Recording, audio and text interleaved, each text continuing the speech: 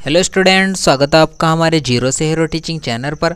आज का हमारा टॉपिक है उल्टा अभिक्रिया, यानी उल्टा अभिक्रिया किस को कहते हैं उसको पढ़ेंगे और इसकी जो समीकरण होती है उसको पढ़ेंगे। फिर इसके बाद जो है ना फ्रैंकलिन अभिक्रिया को पढ़ेंगे और इसकी समीकरण को भी हम इसमें पढ़ेंगे। फिर इसके बाद जो है उल्टा स्फटिंग अभिक्रिया को पढ़ेंगे, यानी उल्टा स्फटिंग अभिक्रिया क्या होती है और इसकी जो है ना क्या समीकरण होती है, रासायनिक समीकरण क्या होती है उसको पढ़ेंगे। हम तीनों समीकरणों को अभिक्रियाओं को इस वीडियो में हम इसमें पढ़ेंगे।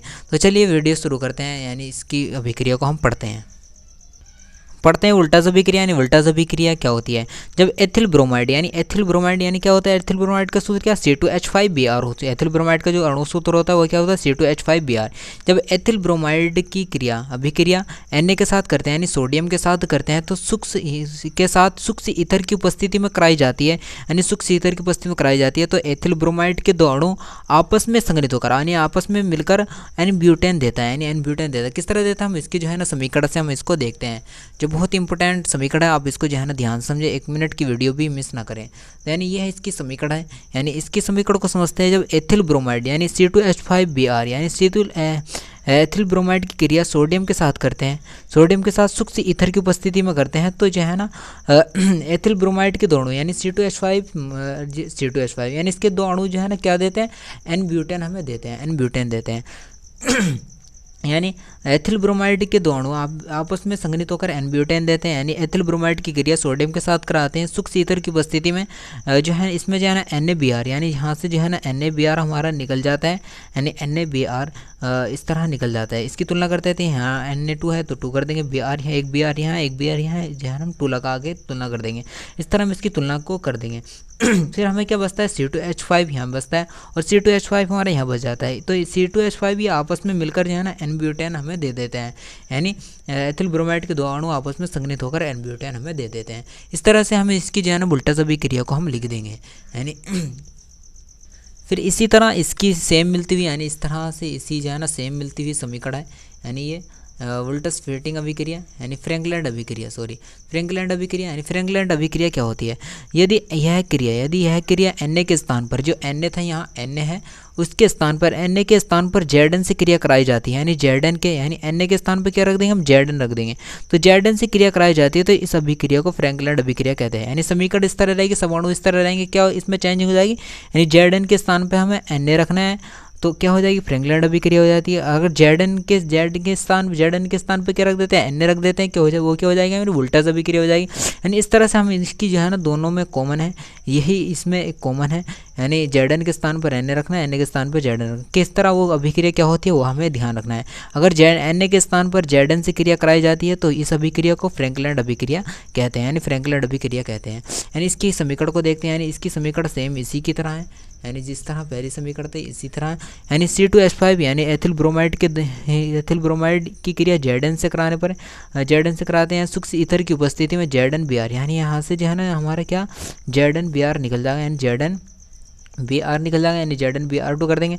और यह C2H5 यानी C2 प्लस में क्या बचता है, C2 यहाँ से क्या बचा C2H5, यहाँ से C2H5, तो इस तरह C2H5 और C2H5 आपस में क्या हो जाते हैं, मिल जाते हैं। आपस में जब मिल जाते हैं तो वो क्या बना लेते हैं, एन ब्यूटेन बना लेते हैं।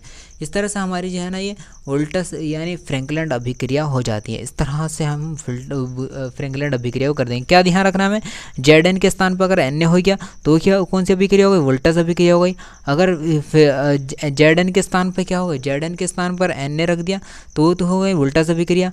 अगर हमारी जो है ना Na के स्थान पे क्या रख दिया हमने, Zn रख दिया तो वो क्या हो गई फ्रैंकलिन अभिक्रिया हो गई। इस तरह से हमारी दोनों समीकरण जो है ना मिलती हुई है, जो आप इसको अच्छी तरह ध्यान में रखें और इसको जरूर करें।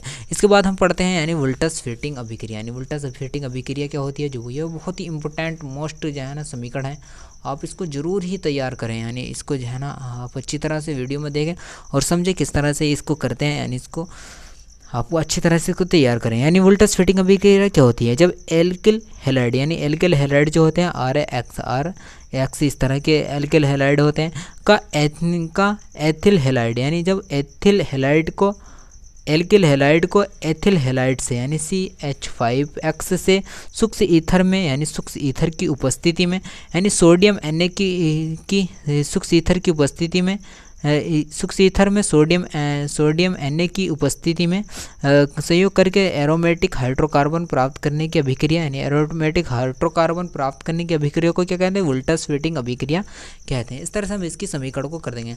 इसकी समीकरण को हम जो है ना इसकी जो है ना अभी की समीकरण से समझते हैं, यानी समीकरण को इसके हम समझते हैं। यानी जो C6H5 यानी जो C6H5 के होते हैं एल्किल हैलाइड जो होते हैं, यानी C6H5 और X की जगह हम क्या, ये X है, X की जगह हम Br रख दें, कुछ भी Z रख दें, इस तरह से हम कुछ भी रख सकते हैं।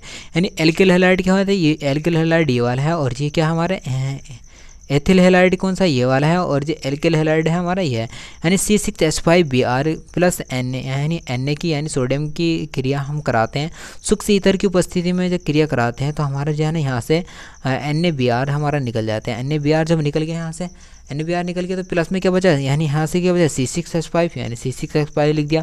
फिर क्या बचा यहाँ से क्या बचा C2H5, यानी C2H5 लिख दिया। तो इस तरह से क्या हो जाता है, जो आपस में मिलकर क्या बना लेते हैं, यानी N-ब्यूटेन बना लेते हैं। इस तरह से हम जो है ना इसकी समीकरण को कर देते हैं। जब हम इसकी क्रिया यानी C6H5Br की क्रिया सोडियम के साथ करते हैं तो सिक्स ईथर की उपस्थिति में करते हैं तो NaBr हमारे यहाँ से निकल जाता है, और C6H5 और C2H5 जो है ना हमें N-ब्यूटेन हमें प्राप्त हो जाते हैं। इस तरह से हम इसकी जो है ना वोल्टा-स्वीटिंग अभिक्रिया को हम कर देंगे, जो बहुत इंपॉर्टेंट मोस्ट समीकरण है, जो हर साल एग्जाम में मालूम की जाती है। आप इसको जरूर अच्छी तरह से तैयार करें, इसका स्क्रीनशॉट ले लें, और जो बहुत ही इंपॉर्टेंट मोस्ट समीकरण आप इसको जो है ना बहुत ही सीरियस लेकर और इसको जरूर तैयार करें। ये हल्की सी समीकरण थी, ये तीनों मिलती हुई समीकरण थी, इसलिए मैंने तीनों एक ही वीडियो में कराई। तो वीडियो अच्छी लगी तो लाइक करें, कमेंट्स करें, और चैनल पर नए हैं तो चैनल को सब्सक्राइब करके बेल आइकन की घंटी दबा दें।